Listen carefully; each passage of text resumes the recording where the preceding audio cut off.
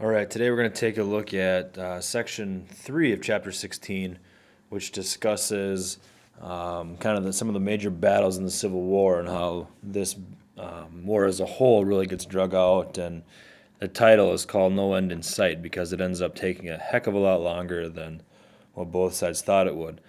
But one American story today, it says, in the summer of 1861, President Lincoln gave George McClellan command of the Union Army in the East.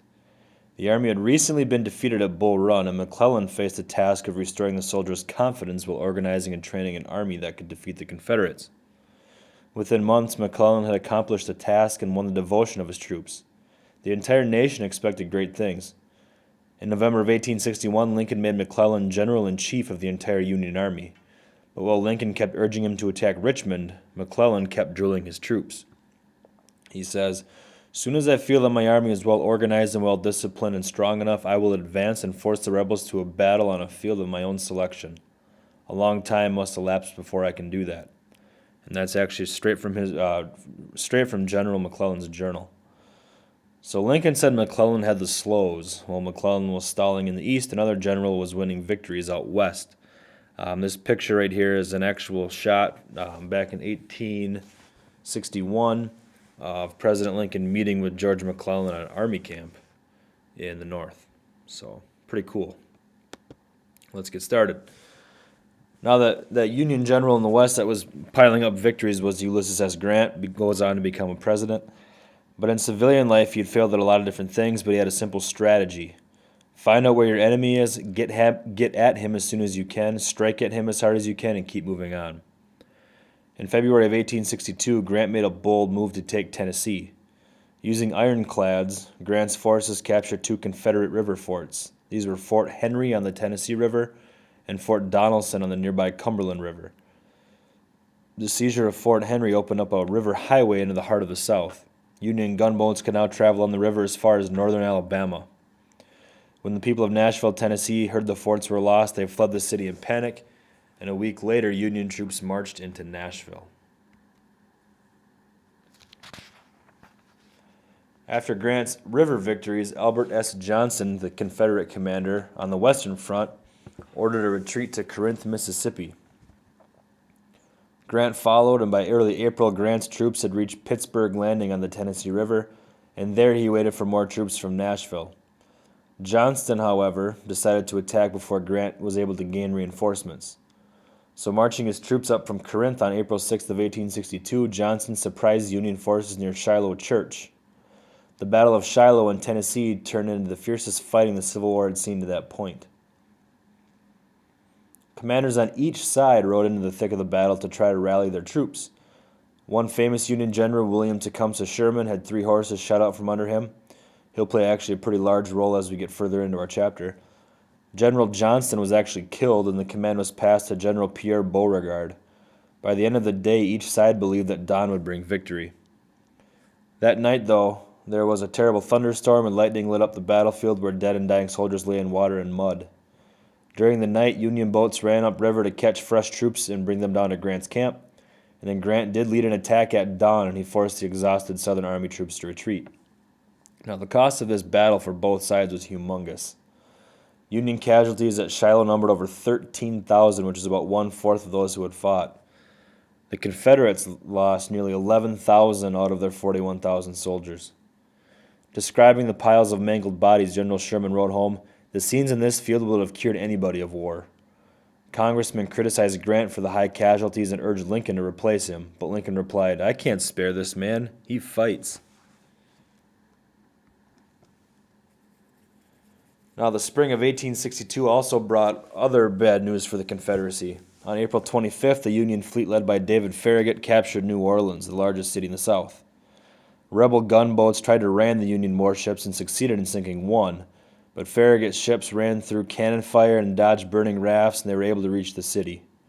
Residents stood on the docks and cursed at the Yankee invaders, but they were powerless to stop them. The fall of New Orleans was a huge blow to the South. Mary Chestnut of South Carolina, the wife of an aide to President Davis, wrote in her diary, "New Orleans gone, and with it the Confederacy. Are we not cut in two?" Indeed, after the victories of General Grant and Admiral Farragut, only a 150-mile stretch of the Mississippi remained in Southern hands. The Union was well on its way to achieving its goal of cutting the Confederacy into two. But guarding the remaining stretch of the river was the heavily armed Confederate fort at Vicksburg, Mississippi. So if you look at this map, the Mississippi River goes right up through here like this. So they had all but about this from right here to about right here was all that they were missing. This stretch right in here, and Vicksburg was in the middle, which was very, very heavily fortified. But other than that, they controlled almost everything up through here, the Union did. So slowly but surely they are carrying out their plan. Now meanwhile, also in the spring of 1862, McClellan made his move to try to capture Richmond. He planned to attack the Confederate capital by way of a stretch of land between the York and James rivers. McClellan succeeded in bringing his troops within a few miles of Richmond.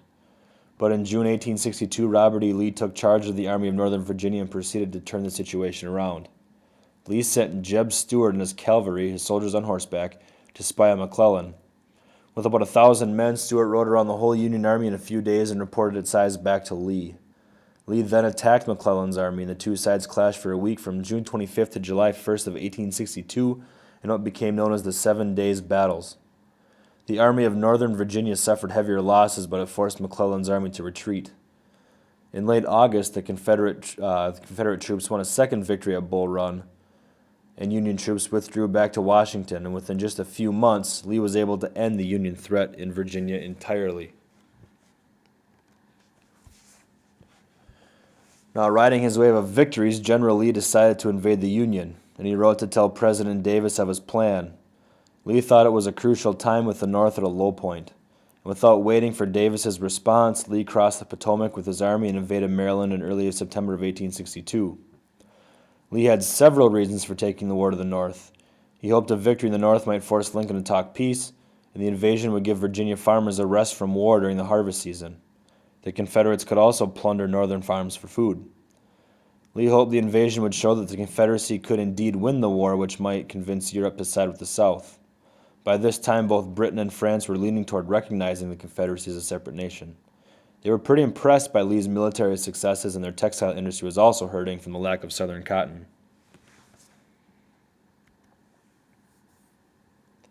Now, soon after invading Maryland, Lee drew up a plan for his campaign in the North. A Confederate officer accidentally left a copy of Lee's battle plans wrapped around 3 cigars at a campsite. When Union troops stopped to rest at the abandoned campsite, a Union soldier stumbled on the plans, and the captured plans gave McClellan a chance to stop Lee and his army. So McClellan went on the attack, though he moved very slowly as always. On September 17th of 1862 at Antietam Creek near Sharpsburg, Maryland, McClellan's army clashed with Lee's. The resulting Battle of Antietam was the bloodiest day in all of American history. A Confederate officer later described the battle. He says, "Again and again, by charges and countercharges, this portion of the field was lost and recovered until the green corn that grew upon it looked as if it had been struck by a storm of bloody hail. From sheer exhaustion, both sides, like battered and bleeding athletes, seemed willing to rest." After fighting all day, neither side had gained any ground by nightfall. The only difference was about 25,000 men were dead or wounded. Lee, who lost as much as 1/3 of his fighting force, withdrew to Virginia. The cautious McClellan did not follow, which basically missed a chance to finish off the crippled Southern army. Lincoln was so fed up that he fired McClellan in November of 1862. When it comes to McClellan, though, his military career actually began pretty well. He graduated second in his class at West Point, and early in the war he took charge of making the Army of the Potomac into a sound fighting force. He saw to it that his soldiers were well supplied with food, clothing, and equipment, and he insisted on good training and strict discipline. The soldiers held him in pretty high respect and affection. However, on the battlefield he was very slow to make decisions and reluctant to attack. His habit of overestimating the size of the Confederate forces often kept him from acting decisively, which ultimately led to his slows, which led to his firing. So, in the next chapter, we will take a look at the historic action Lincoln took after the Battle of Antietam, which will lead into chapter 17.